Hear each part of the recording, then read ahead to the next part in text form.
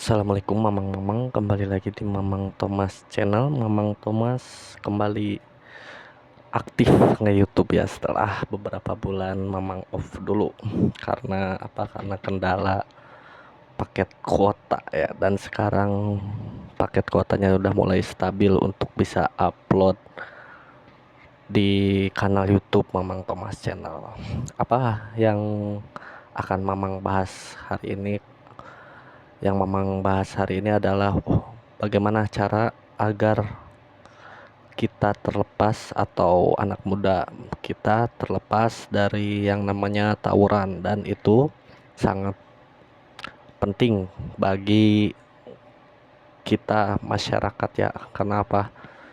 Tawuran itu sangat merugikan, berbahaya bagi masyarakat yang tidak tahu apa-apa, bisa jadi kena senggol gitu ya. Dan bagaimana cara agar masyarakat yang muda-muda terutama pemuda terbebas dari tawuran? Yuk kita mulai videonya. Oke, tanpa intro-intro, yang pertama adalah tawuran itu menyasarnya adalah anak-anak muda ya, anak-anak sekolah seperti itu ya. Dan bagaimana sih cara agar anak-anak sekolah tidak tawuran? Yang pertama adalah pentingnya rasa penanggung-jawaban sebagai orang tua, bertanggung jawab terhadap kondisi emosionalnya, terhadap kondisi empatinya, terhadap komunikasinya antara orang tua dan anak ya. Karena apa? Yang Mamang rasakan adalah rata-rata pada remaja yang sering tawuran itu sering mencari validasi dari luar. Validasi apa? Validasinya bahwa dirinya itu dianggap, bahwa dirinya itu merasa wah gitu ya, itu validasinya. Tapi mencari validasi di luar itu bisa menjadi dampak negatif ya, bisa positif bisa negatif, kalau tergantung bagaimana si anak itu mendapat pergaulannya. Maka dari itu orang tua itu harus melakukan sebuah validasi terhadap anaknya. Bagaimana caranya? Caranya adalah menjalin sebuah komunikasi yang baik. Itu hal fundamental, komunikasi terhadap anak. Mendidiknya harus banyak-banyakin ngobrol gitu ya. Kalau tidak tahu komunikasinya harus banyak-banyakin ngobrol, banyak-banyakin bercerita. Agar apa? Agar si anak merasa, oh ini nih tempat yang bagus buat cerita, tempat yang bagus buat ngobrol itu adalah orang tuanya gitu. Maka anak-anak sudah tidak harus mencari validasi di luar, karena validasi itu sudah tersedia di lingkungan keluarganya. Makanya dari itu perhatian orang tua atau pengasuh harus sangat besar, terutama pada anak-anak remaja. Anak-anak remaja itu butuhnya apa sih? Butuhnya bagaimana pemikirannya itu didengarkan, pemikirannya itu di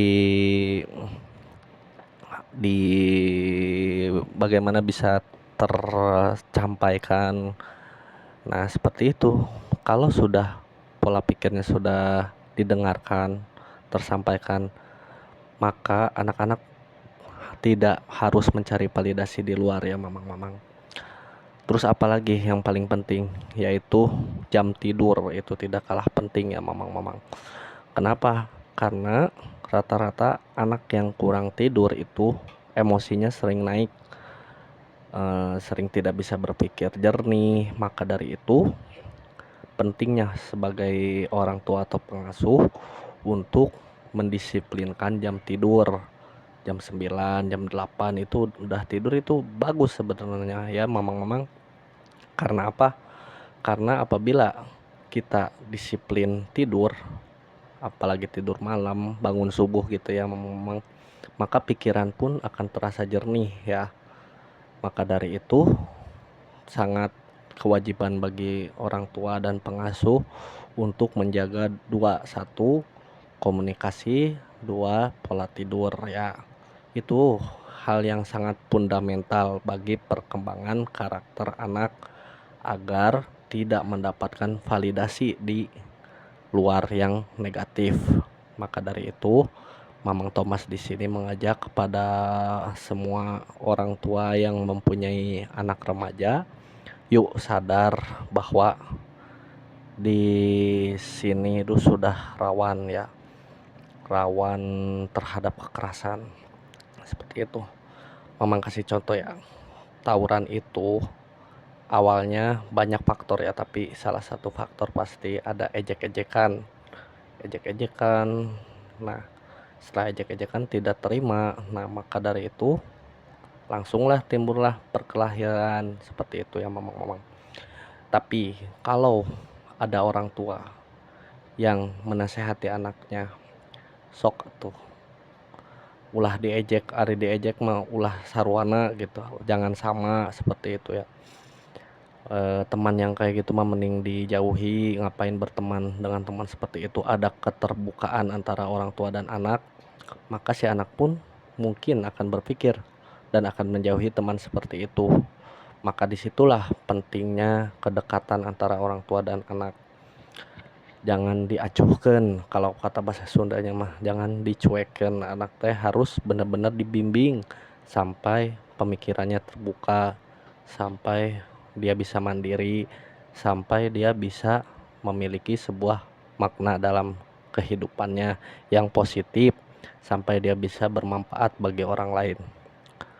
Oke, sekian sajalah. Jangan lama-lama ya, karena belum tentu juga ada yang mendengarkan sampai akhir, karena di video-video sebelumnya juga suka dari awal teh suka di skip gitu. Memang tahu karena ada analisanya. Tapi ya nggak apa-apa lah, yang mau mendengarkan silakan.